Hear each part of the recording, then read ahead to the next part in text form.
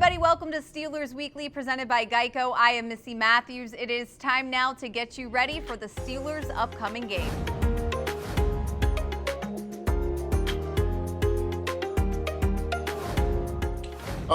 For us, we just gotta stay humble. I think every team is really good. I would say about 2 years ago, we were a really good team. We went to the Oakland Raiders and we fell short and we lost that game that a team that was 1-6 or I think something like that.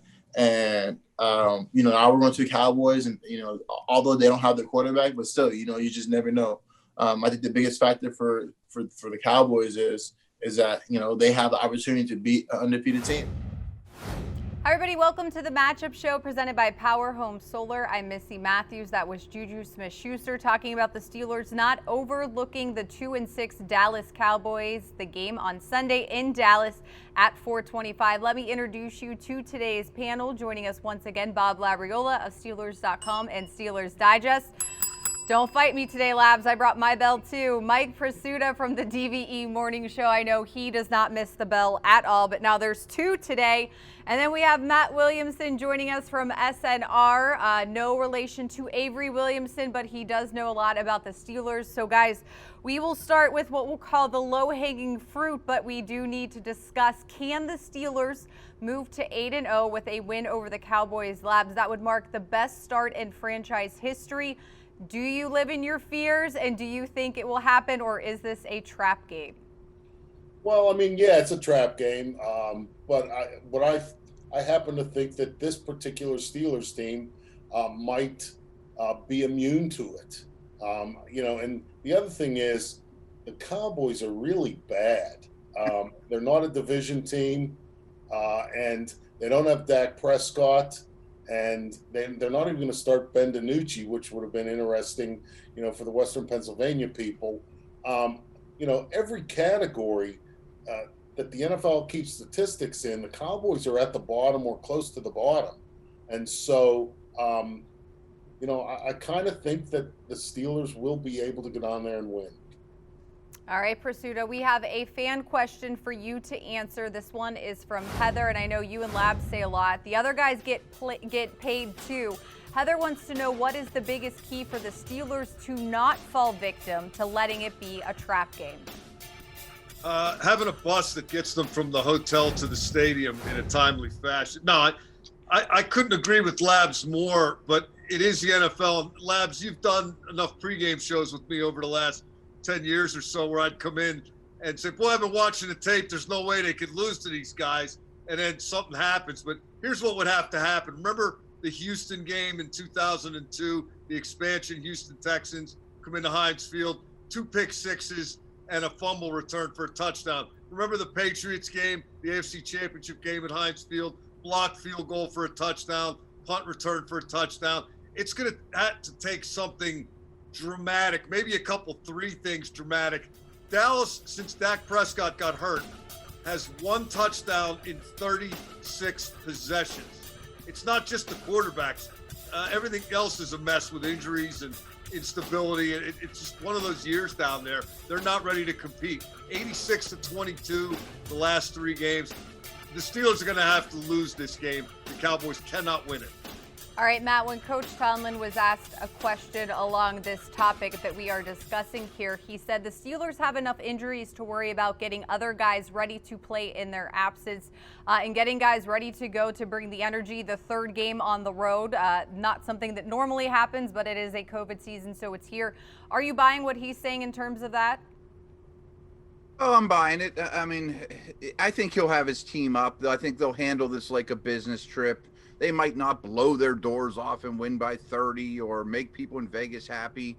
But like these guys said, this team that they're playing has a lot of issues. And frankly, whenever Prescott went down, I kind of looked at this as maybe this is a trap game if Andy Dalton's playing okay. But, man, the status of their quarterbacks right now and their offensive line and the pressure that those quarterbacks are going to be under, I just think that is such an advantage that I don't know how Dallas moves the football. And they're a desperate team. If you watch them against the Eagles, it was kind of reminiscent of some phases of Steeler offense last year with wildcat and trick plays. And so the Steelers better be on alert for those type of things, special teams, fake kicks and things like that, because they're very desperate.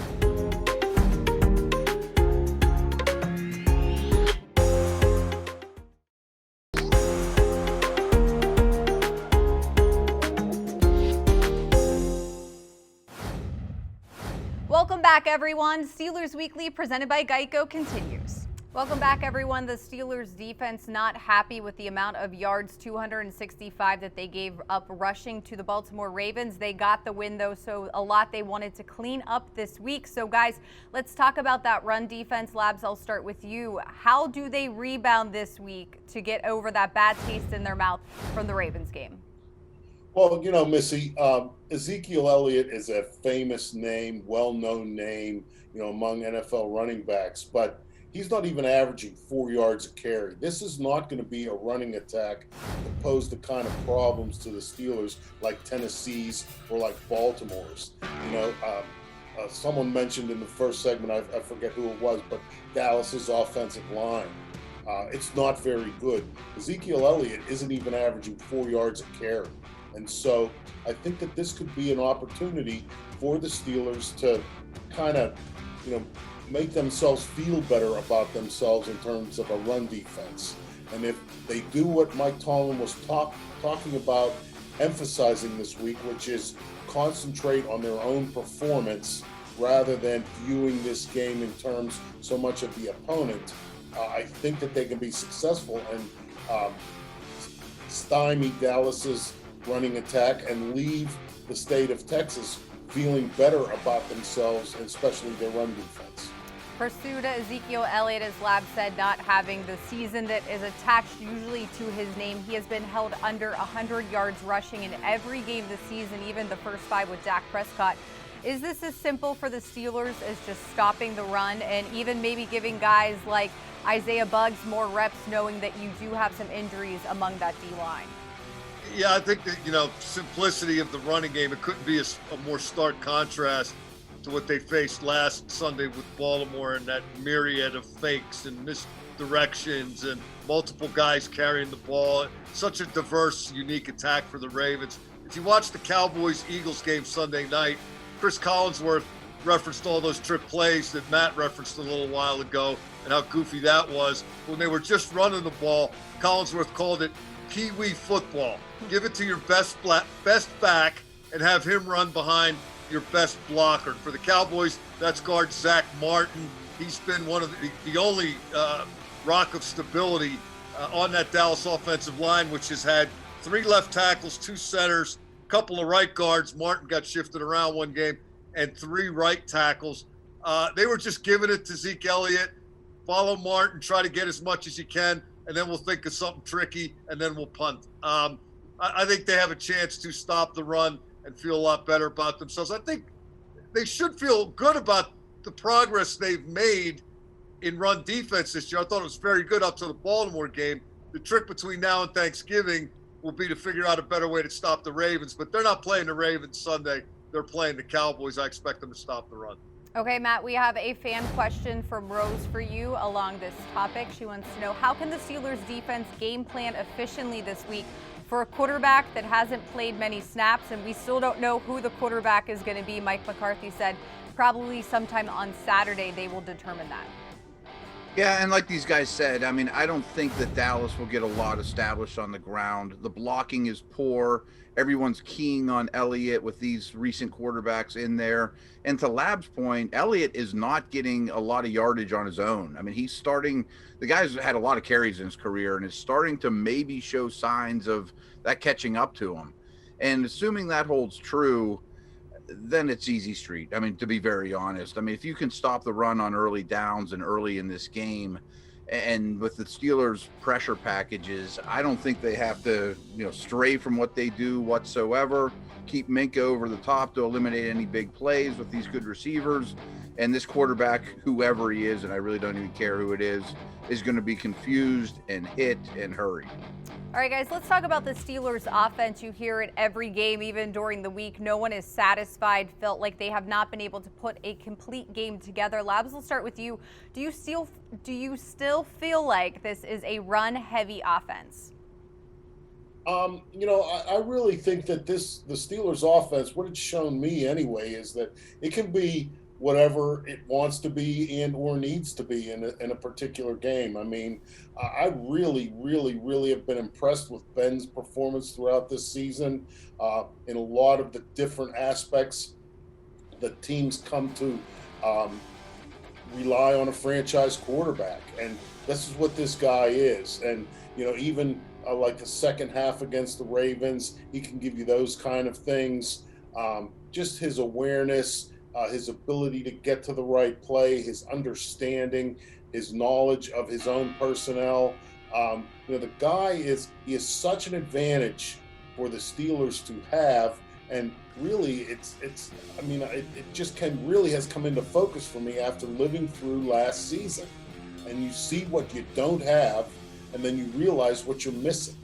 And so I think that the Steelers offense against Dallas, whatever they need to do, whichever way they need to approach it, whether it's run heavy or pass heavy or balance or whatever they need to do, I think that he can help them get there, and I think they have the personnel to get the job done.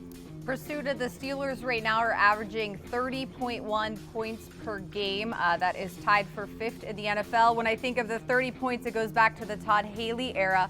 Are they maybe doing a little bit better than the players feel like they're doing? Possibly. I don't have a real good handle on how the play. I know Ben says every game I need to play better, and he says a lot of quarterback things that the quarterback is supposed to say.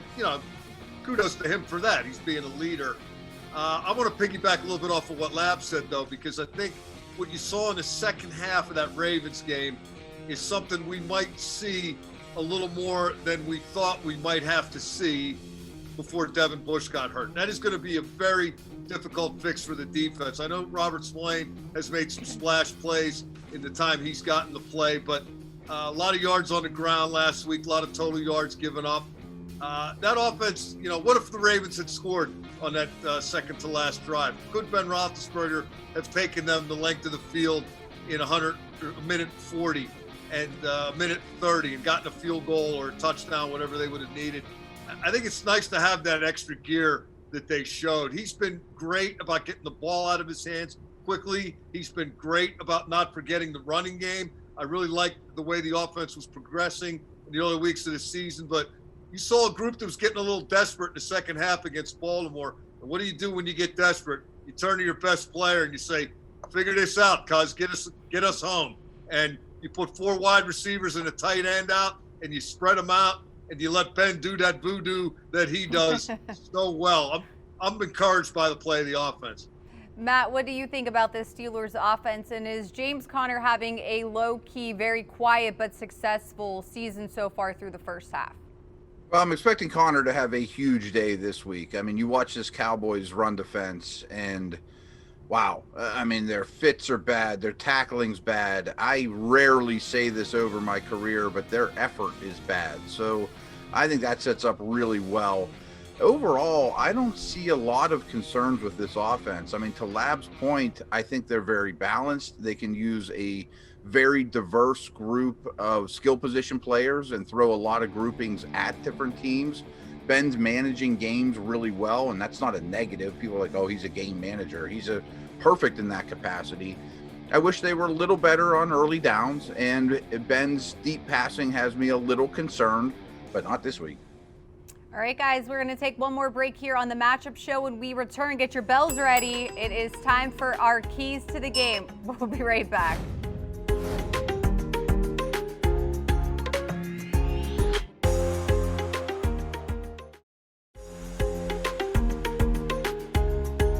Steelers Weekly is presented by Geico, where 15 minutes could save you 15% or more on your car insurance.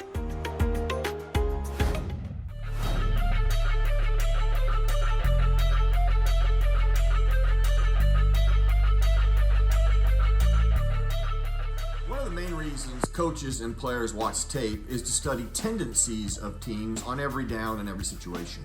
Well, as you study the Cowboys, when they get an offense in 2nd and 10 or longer, they have a tendency to play what's called a quarters coverage. And that quarters coverage, they've actually given up some big play opportunities. And what's interesting is the Steelers have attacked a quarters coverage against the Cleveland Browns and scored a touchdown. So let's look at the Cowboys first and this tendency on 2nd and 10 or longer, and then how the Steelers could possibly attack it. Here's a 2nd and 11 play against Seattle. We're going to snap the ball because right now it looks like press man. But as you snap the ball, they get to quarters coverage. If we stop right there, you have 4 deep defenders. Here's how Seattle attacked it. They released the receiver in the middle of the field to attack the safety at the top of the screen, leaving Metcalf one-on-one with the corner at the top of the screen. And since it's quarters coverage, he has no help on the inside because that safety is being occupied, and no help over the top. Metcalf does a little stick and move, and he's off to the races. Just didn't take care of the football in the end zone, but they did a great job of attacking them in 2nd and long. Here's a 2nd and 13 against the Eagles. Cowboys are in quarters coverage again. As we snap the ball, the Eagles attack this in a very similar way other teams have. They attack 2 guys on the same side of the field. So the tight end attacks the safety at the top of the screen, holding him, leaving the wide receiver one-on-one with the corner with no help inside or over the top. Wide receiver does a great job of going outside then to the post. If this is a better throw, this is a touchdown versus an interception on 2nd and long versus quarter coverage. Here's a play against the Cleveland Browns, who are in quarters coverage or get to quarters coverage, even though it's 1st and 10. Here's how the Steelers attack it. Let's snap the ball and we'll show you how they get to quarters. Now the safety backs out. If we stop it right there, it's really quarters across the board. The bottom screen, they're just playing press on Claypool, but he's responsible for that quarter of the field. Now let's go back to the top of the screen. This is how you attack quarters coverage vertically. You attack the 2 guys on the same side of the field and attack them deep. So Ebron is going to attack the safety on the hash, leaving Washington one-on-one with the corner on his deep quarter. Well, when you do that, you can throw what they do and out and up here, and there's nobody over the top. Great way to attack quarters coverage when they get in 2nd and long.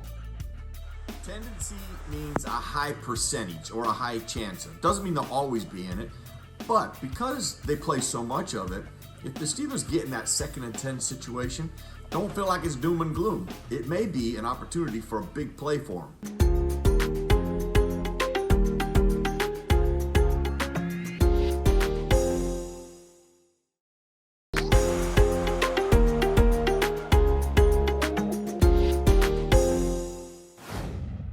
Welcome back, everyone. It's time for our keys to the game presented by your neighborhood Ford store.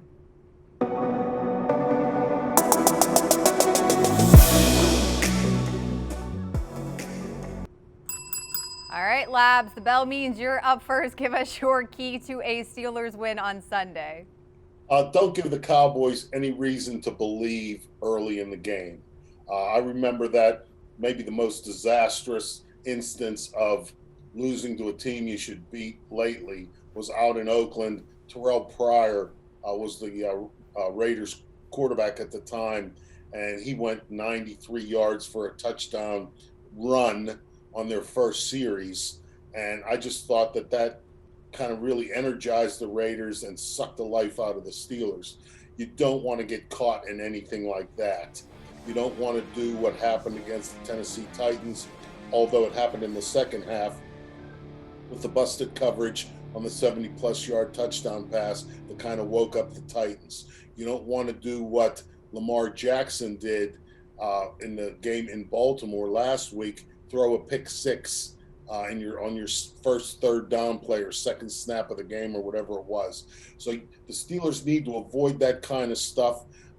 You don't necessarily have to jump out to an early lead and blow them out right from the beginning, but if you don't give the Cowboys any reason to believe that they can win, they won't. Okay, Prisuta, what's your key? I'm gonna leave it at keep doing what you've been doing. And what I mean by that is I think a game such as the one the Steelers are going to play against Dallas is won or lost to a large degree on the Wednesday, Thursday, and Friday, the preparation that's either done or not done during the week. And I think this Steelers team is taking preparation. I think it's taking coaching. I want to go back to that Ravens game one more time. Beforehand, you heard Mike Tomlin say, got to protect the football, can't turn it over. These guys punched the ball out. You know, it wasn't just the usual hyperbole. The Ravens in general and Marlon Humphrey in particular punched the ball out of receivers' hands better than anybody I've ever seen. So what did you see from the Steelers? You saw James Conner and Juju Smith-Schuster running with 2 hands on the ball. Catch it, cover it up, get what you can. We're not losing this game because we're going to let them force turnovers. Even the one that they pried away from Chase Claypool, he had two hands on it. Just a great play by Peters. But I think the Steelers have been really good this year at identifying what matters and what doesn't, and paying close attention to that. And they're disciplined enough to stay with it. So I think they will have their bases covered. A little baseball analogy for you there, Labs. I don't think they're going to get caught sleeping at the switch against this Cowboys team, which could induce slumber. I think I'll have to ring my bell for you using a baseball analogy on Lab's behalf, of course. All right, Matt, give us your key to Sunday. Yeah, it's along these same lines. I think you just have to recognize how desperate this team is and recognize that they still have some very good players. You know, Zach Martin, their three receivers, Zeke Elliott, couple guys on defense that can be impact players. And if you allow them to be and get them in a position when they can hurt you, they might. But what I really mean by that is be very aware of surprise on sides, flea flickers, you know, zero blitzes, things like that that are just desperate teams need to do because they're a desperate team. Okay, guys, that's going to do it for this edition of the Matchup Show. For Labs, Prisuta, and Williamson, I'm Missy. Thanks so much for joining us. We'll see everybody back here next week.